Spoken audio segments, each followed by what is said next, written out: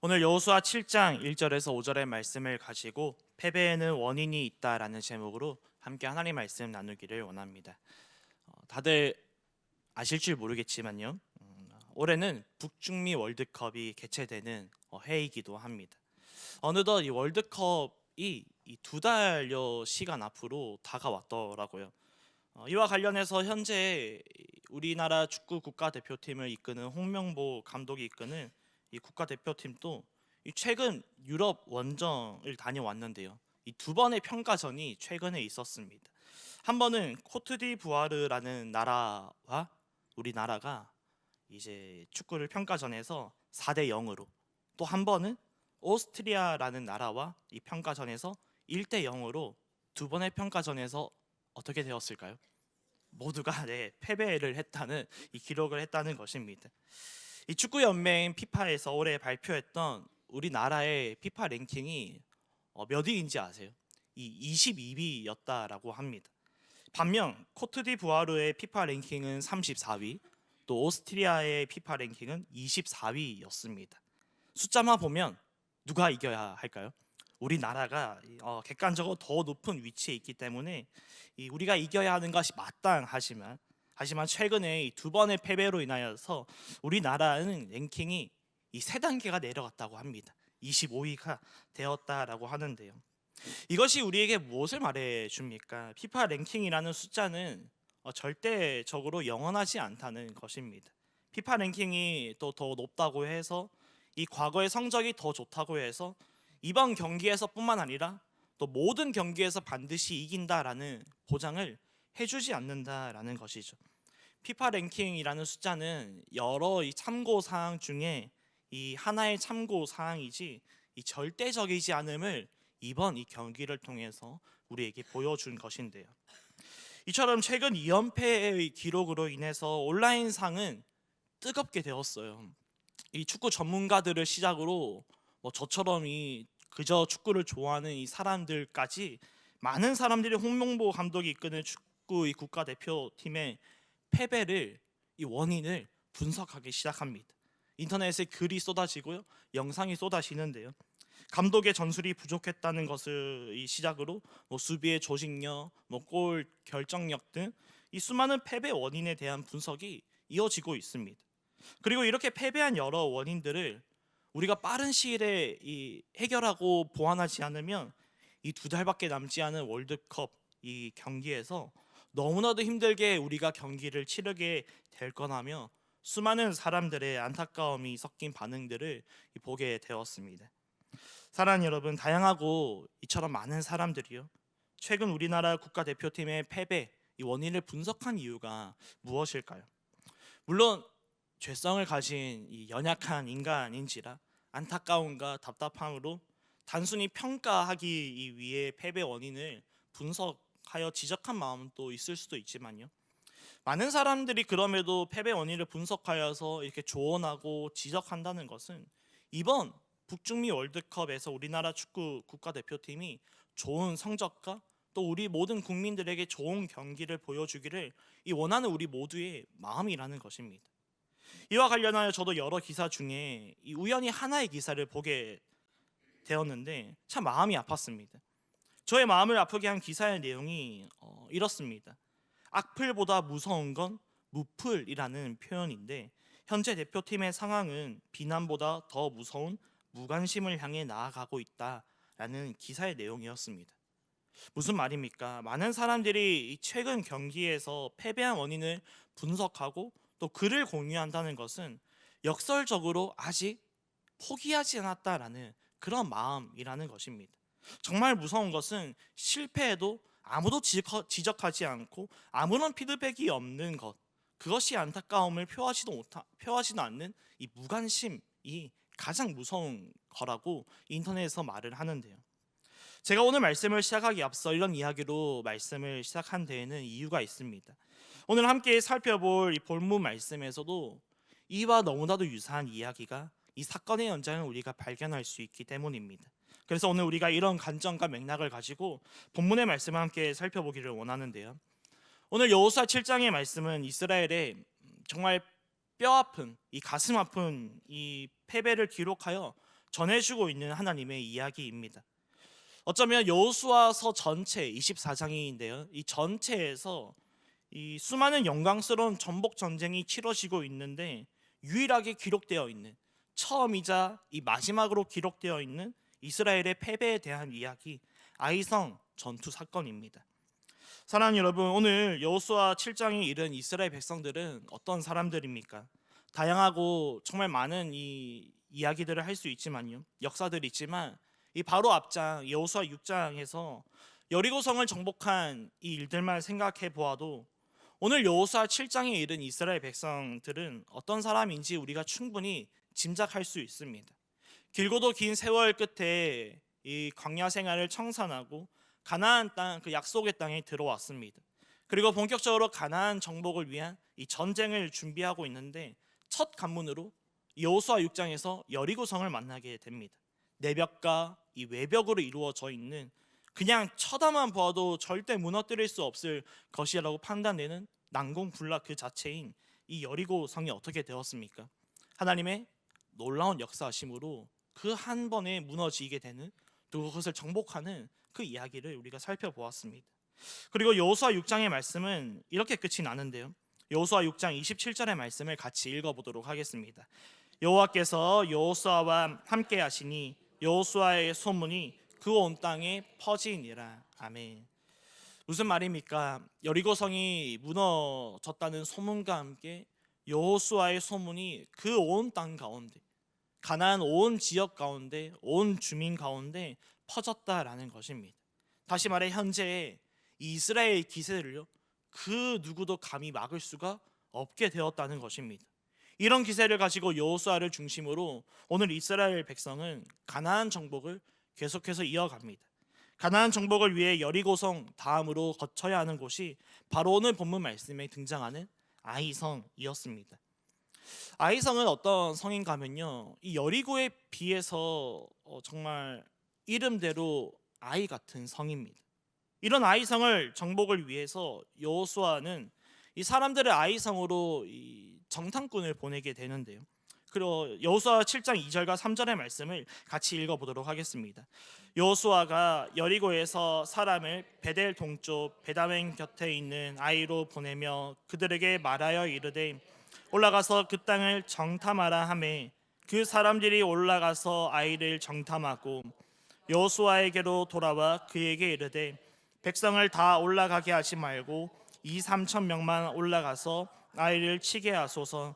그들은 소수이니 모든 백성을 그리로 보내어 수고롭게 하지 마소서 하므로. 아멘. 말씀과 같이 여호수아가 몇 명의 정탐꾼들을 이 아이성으로 파병을 보냅니다. 정탐꾼들이 여호수아에게 돌아와서 그리고 정탐한 이 이야기들 보고를 하는데요, 보고한 내용이 3절과 같습니다. 이 아이성은 여리고성에 비하면 너무나도 작은 성이기 때문에 이 모든 백성이 올라갈 수고를 할 필요가 전혀 없다는 것입니다. 대략 2-3천 명만 이 아이성으로 보내면 충분하다는 것입니다. 성경에 기록된 이 사건을 우리는 알고 있는 독자로서 우리의 입장에서 참 안타까운 것은요, 여호수아가 정탐꾼들의 정탐 보고를 듣게 되었는데요, 그런데 들은 그 정탐 보고를 여호수아가 이 곧대로 받아들였다라는 것입니다. 그리고 여호수아는 곧바로 명령을 내리는데요, 여호수아 7장 4절과 5절의 말씀도 같이 읽어보도록 하겠습니다. 백성 중 3천 명쯤 그리로 올라갔다가 아이 사람 앞에서 도망하니 아이 사람이 그들을 36명쯤 쳐 죽이고 성문 앞에서부터 스바림까지 쫓아가 내려가는 비탈에서 쳤으므로 백성의 마음이 녹아 물같이 된지라. 아멘. 정탐꾼들의 보고와 같이 여호수아는 2-3천 명이면 된다는 보고에 의해서 이 3천 명 정도 되는 군대를 이 아이성으로 파병을 보내게 됩니다. 그런데 아이성 전투의 결과는 처참했는데요, 2-3천 명이면 충분할 정도로 작다고 여긴 이 아이성 전투에서 이스라엘은 처참하게 패배를 경험하게 됩니다. 그리고 성경은 이렇게 고백을 하죠. 5절의 말씀에서 백성의 마음이 녹아 물같이 된지라 라고 고백을 합니다. 사랑하는 여러분, 백성의 마음이 녹아 물같이 되었다라는 이 표현 어디서 들어보지 않으셨습니까? 어디에서 사용된 표현입니까? 여호수아 5장 1절의 말씀인데요. 같이 읽어보도록 하겠습니다. 요단 서쪽의 아모리 사람의 모든 왕들과 해변의 가나안 사람의 모든 왕들이 여호와께서 요단물을 이스라엘 자손들 앞에서 말리시고 우리를 건너게 하셨음을 듣고 마음이 녹았고 이스라엘 자손들 때문에 정신을 잃었더라. 아멘. 이 물이 범람하여서 절대 건널 수 없을 것 같았던 그 시기에 만난 요단강, 그 요단강을 이스라엘 백성들이 건너게 되었습니다. 그리고 가나안 민족들의 상태를 보여주는 이 하나님의 말씀이었는데요. 무슨 말입니까? 원래 마음이 녹았다라는 것은요, 이 마음은 이스라엘을 향한 가나안 모든 민족의 마음이었다는 것입니다. 이스라엘을 향한 이 가나안 사람들의 두려운 마음을 표현했던 것인데요. 그런데 그 두려운 마음이 이제는 이스라엘의 마음이 되었다는 것입니다. 가나안 민족을 향한 이스라엘 마음이 물같이 녹아서 두려움에 사로잡혔다라는 것입니다. 이것이 오늘 우리가 함께 살펴본 여호수아 7장의 이야기인데요. 말씀을 시작하면서 우리나라 축구에 대해 전문가들로부터 시작으로 수많은 사람들이 이번 패배의 원인에 이 분석을 하여서 쓴소리도 하고 또 조언도 하고 격려도 한다고 말씀을 드렸는데요.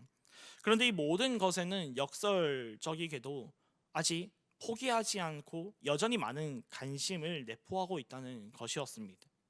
오늘 우리가 함께 나누는 여호수아 7장의 말씀이요, 이스라엘 입장에서도 그렇고 오늘 우리가 함께 이 말씀을 읽고 있는 그리스도인의 입장에서 보면 그리 반가운 이야기는 아닐 것입니다.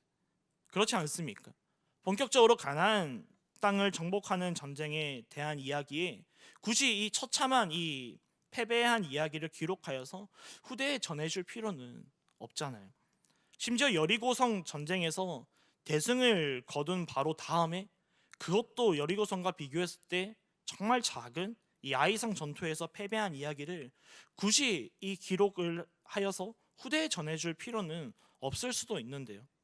그럼에도 하나님은 이 여호수아와 이스라엘이 아이성 전투에서 패배한 모든 이 과정의 이야기를 하나도 빠짐없이 정말 긴 본문을 할애하면서까지 기록하여서 전해주신다는 것에는 그만한 하나님의 뜻과 이 마음이 담겨 있다는 것입니다. 그렇다면 여호수아 7장의 뼈아픈 패배 이야기에 담긴 이 하나님의 뜻, 하나님의 마음이 무엇이겠습니까? 앞서 우리나라 축구 국가대표팀을 향한 수많은 분석이요, 역설적으로는 포기하지 않는 여전한 우리 국민들의 마음, 그리고 더 발전된 모습으로 나아가기를 이 원하는 마음이었던 것처럼 이 하나님은 이 여호수아 7장이 가슴 아프고 어쩌면 수치스러운 이야기이지만 여호수아와 이스라엘 백성들 그리고 그 다음 세대를 향한 포기하지 않으시는 하나님의 마음이 오늘 여호수아 7장의 이야기에 기록되어 있다는 것입니다. 하나님의 사랑에 그 관심이 오늘 여호수아 7장에 많이 녹아져 있다는 것인데요. 그리고 이 말씀을 함께 나누는 저와 여러분도 오늘이라는 시간을 살아가는 우리 모두가 스스로의 신앙을 점검하게 하시는 영적인 거울로서 하나님께서 우리에게 주신 하나님의 이 사랑의 관심임을 믿으시기를 축복합니다. 그래서 저는 오늘 말씀의 제목을 패배에는 원인이 있다라고 정해 보았는데요. 다시 말해 여호수아와 이스라엘 백성들이 이 아이성 전투에서 패배한 데에는 분명 그만한 이 원인이 무언가가 있다는 것입니다. 그래서 오늘 여호수아 7장의 말씀에서 이 하나님은 여호수아와 이스라엘 백성들에게 아이성 전투에서 패배한 원인에 대한 이 분석하신 몇 가지를 이렇게 제시해 주시는데요. 첫 번째입니다. 여호수아와 이스라엘 백성들이 아이성 전투에서 패배한 이 첫 번째 원인은요, 이 교만이라는 것입니다. 여호수아 7장 3절의 말씀을 다시 한번 읽어보기로 원하는데요. 여호수아에게로 돌아와 그에게 이르되 백성을 다 올라가게 하지 말고 2,3,000명만 올라가서 아이를 치게 하소서. 그들은 소수이니 모든 백성을 그리로 보내어 수고롭게 하시 마소서 하므로. 아멘. 우리가 앞서 살펴본 것처럼 여호수아가 아이성으로 이 정탐꾼들을 몇 명을 보내게 됩니다. 그리고 정탐꾼들이 이 정탐을 마치고 복귀하여서 이 여호수아에게 하는 말이 무엇입니까? 모든 백성이 다 올라갈 정도로 수고롭게 할 필요가 없다는 것입니다. 2, 3천 명이면 충분하다는 것입니다. 사랑하는 여러분, 정탐꾼들이 왜 이런 생각을 가졌던 것일까요? 여호수아 6장에서 난공불락이었던 그 상징이었던 여리고성을 무너뜨리고 정복한 경험이 이 정탐꾼들의 힘이 되었기 때문입니다. 이러한 이 승리의 경험이 정탐꾼들의 이 힘이 되었기 때문에 정탐꾼들은 아이성을 보고 2, 3천 명이면 충분하다라고 보고를 한 것인데요. 그런데 이보다 더 큰 문제가 있습니다. 무엇인가 하면요, 여호수아가 정탐꾼들의 보고를 곧이곧대로 받아들였다, 수용했다는 것입니다. 그리고 3천 명쯤 되는 군대를 아이성으로 파병을 보내게 된 것이 더 큰 문제라는 것인데요. 여호수아의 이런 명령이 왜 더 큰 문제라고 표현했는가 하면요, 여호수아 또한 이 여리고 성에 대한 이 경험이 여호수아의 힘이 되었기 때문입니다. 그리고 여호수아는 정탐꾼들의 보고를 곧이곧대로 신뢰하고 그대로 군대를 아이성으로 보냈다는 것입니다. 여호수아 역시 이 정탐꾼들과 다르지 않고 그 여리고성의 승리에 대한 경험에 취해서 영적인 분별력을 이 리더 여호수아가 상실했다라는 것을 말해주는데요. 사랑하는 여러분, 오늘 함께 살펴보는 여호수아 7장 아이성 전투는요, 이 여리고성과 크기만 조금 다를 뿐이지 똑같은 하나님의 거룩한 전쟁입니다. 거룩한 백성이 치르는 거룩한 전쟁입니다. 그런데 본문 말씀을 잘 보시면요, 이 거룩한 전쟁의 주관자 되시는, 또 거룩한 이 백성 이스라엘 군대의 대장 되시는 이 하나님이 오늘 본문 말씀에 단 한 번도 등장하지 않습니다. 여호수아가 정탐을 보내는 것으로 시작으로 또 정탐을 다녀오고 정탐 보고를 하고 또 여호수아가 명령을 내리고 전쟁을 치르고 패배했다라는 이 결과에 이르는 모든 과정까지 하나님이 등장하지 않습니다. 반면에 여호수아 6장 여리고성 전투를 생각해 보시면요, 여리고성 전투가 기록되어 있는 여호수아 6장에서는 이 처음부터 이 승리하는 결과까지 하나님의 이름이 계속해서 여호와의 이름이 등장함을 발견할 수 있습니다. 무슨 말입니까? 오늘 본문 아이성 전투에서는 하나님을 의지하고 또 하나님께 엽주는 모든 것이 이스라엘 백성뿐만 아니라 그 이스라엘을 이끄는 리더 그 여호수아에게조차 생략되었다는 것입니다. 이것이 하나님께서 아이성 전투에서 패배한 원인으로 지목했던 첫 번째 이 교만이라는 것입니다. 교만이라는 뜻을 국어 사전에서 이렇게 정의하더라고요. 잘난 체하며 뽐내고 건방진 것을 교만이라고 국어 사전에서 정의합니다. 그런데 성경은요, 이 교만이라는 것을 단순히 이런 것만을 교만으로 말하지 않습니다. 성경에서 말하는 교만이란 이런 것인데요, 하나님을 하나님으로 인정하지 않는 것을 교만이라고 말합니다. 그러니까 하나님이 보이지 않는 것이고 내 자신만 보이는 것이고요, 그리고 하나님보다 다른 것을 더 중요하게 여기고 승리와 기쁨 등 그 모든 것을 내가 받으려고 하는 것이 이 성경에서 말하는 교만이라는 것입니다. 이런 교만이라는 죄에 이스라엘 백성과 그리고 리더 그 여호수아가 빠졌음을 하나님의 패배의 원인 중 하나로 분석하여서 말씀해 주시는데요. 그렇다면 반대로 겸손이라는 것은 무엇입니까? 하나님을 하나님으로 인정하는 것을 우리는 겸손이다라고 말합니다. 오늘 여호수아와 이스라엘 백성이 교만이 아니라 겸손에 만약에 빠졌더라면요, 오늘 본문 말씀에는 여호수아 6장과 같이 여리고성 전투와 같이 하나님의 이름이 계속해서 등장했을 것입니다. 비록 여리고보다 작은 성일지라도 여리고를 무너뜨리고 정복한 것이 우리가 아니라 여호수아가 아니라 하나님이심을 믿으면서 인정하면서 아이성 전투를 어떻게 임해야 될지 또 어떻게 치러야 할지 하나님께 묻는 그 많은 장면들이 나왔을 것이 분명합니다. 이런 교만과 겸손에 대해서 초대 교부 성 어거스틴이 이렇게 말을 합니다. 천사를 마귀로 돌변하게 한 것은 교만이었다. 반면 사람을 천사로 만드는 것은 겸손이다. 무슨 말입니까? 교만이라는 죄가 들어오자 한순간에 영적 분별력을 상실하게 되었다는 것입니다. 하나님이 없이도 내가 가진 물질과 학력과 인맥과 그 많은 것으로 경험으로 2, 3천 명이면 충분하지, 이 아이성 전도는 거뜬하다라고 생각을 한 것입니다. 그렇다면 그런가 하면 아이성 전투에서 패배한 또 다른 원인으로 하나님께서 한 가지 더 지목하시는데요. 여호수아 7장 1절의 말씀인데 같이 한번 읽어보도록 하겠습니다. 이스라엘 온전히 바친 물건으로 말미암아 범죄하였으니 이는 유다 지파 세라의 증손 삽디의 손자 갈미의 아들 온전히 바친 물건을 가졌음이라. 여호와께서 이스라엘 자손들에게 진노하시니라. 아멘. 성경이 이번 여호수아와 이스라엘 백성이 아이성 전투에서 패배한 이 또 다른 원인, 이 두 번째는 탐욕으로 인한 도둑질이라는 것입니다. 여기서 사용된 1절에서 범죄하다라는 단어가 나오는데요.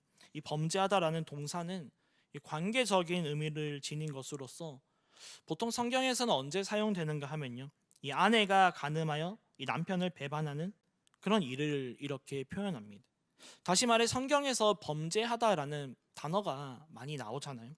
이 동사는 거의 항상 사람들이 하나님의 신뢰를 저버리는 일을 묘사할 때 쓰이는 단어가 이 범죄하다라는 단어입니다. 그리고 1절에서 더 놀라운 것은요, 이 말씀을 자세히 보시면 탐욕으로 물건을 훔친 사람은 다들 잘 아시다시피 아간이라는 한 사람입니다. 그런데 하나님은 아간 한 사람이 범죄하였다라고 성경에서 말하지 않으시고 복수형으로 이스라엘 자손들이 온전히 바친 물건으로 말미암아 범죄하였다라고 1절로 기록하여서 말해 주십니다. 그리고 이로 인하여서 하나님은 진노하셨다라고 말씀을 하세요. 물건을 한 사람이 야간이 훔쳤는데 하나님은 왜 이스라엘 자손들이라는 표현을 사용하면서 이스라엘 전체가 범죄하였다고 말씀하시는 것입니까? 여기에 여러 가지 해석이 있겠지만 그만큼 하나님은 이 죄라는 것을, 죄라는 문제를 가볍게 여기는 분이 아님을 말하는 것인데요. 심지어 이스라엘은 거룩한 하나님의 백성으로 지금 거룩한 전쟁을 치르고 있는 중입니다. 그냥 가볍게 이 아간 한 사람이 단순히 탐욕으로 인한 이 물건을 훔쳤다라고 생각할 수 있지만 이 일로 인해서 여리고 성도 무너뜨리고 여리고 성도 정복한 이스라엘이 어떻게 되었습니까? 정말 2-3천 명이면 충분하다고 생각될 정도로 작은 이렇게 가볍게 여겼던 아이성 전투에서 처참히 패배하는 결과를 맞이하게 되었는데요. 그리고 여호수아 7장은 1절을 시작하면서부터 이 아이성 전투에서 패배를 이스라엘이 패배하게 될 것을 마치 예고편처럼 기록하여서 성경은 기록하고 있습니다. 이제 이쯤 되면 아간이 도대체 얼마나 큰 것을 훔쳤는지 궁금해지는데요. 아간이 훔친 것은 다음과 같습니다. 여호수아 7장 21절의 말씀을 같이 읽어보도록 하겠습니다. 내가 노력한 물건 중에 시날 산에 은 200세겔과 그 무게가 50세겔 되는 금덩이 하나를 보고 탐내어 가졌나이다. 보소서 이제 그 물건들을 내 장막 가운데 땅속에 감추었는데 은은 그 밑에 있나이다 하더라. 아멘. 여호수아 6장에서 하나님은 이렇게 성을 돌라라는 명령과 또 작전과 또 침묵하여 성을 돌라라는 명령과 함께 이제 여리고 전투에서 반드시 승리를 하고 얻게 되는 전리품들이 있을 것인데 이 모든 전리품들을 하나님께 온전히 바쳐라라고 말씀을 하셨는데요.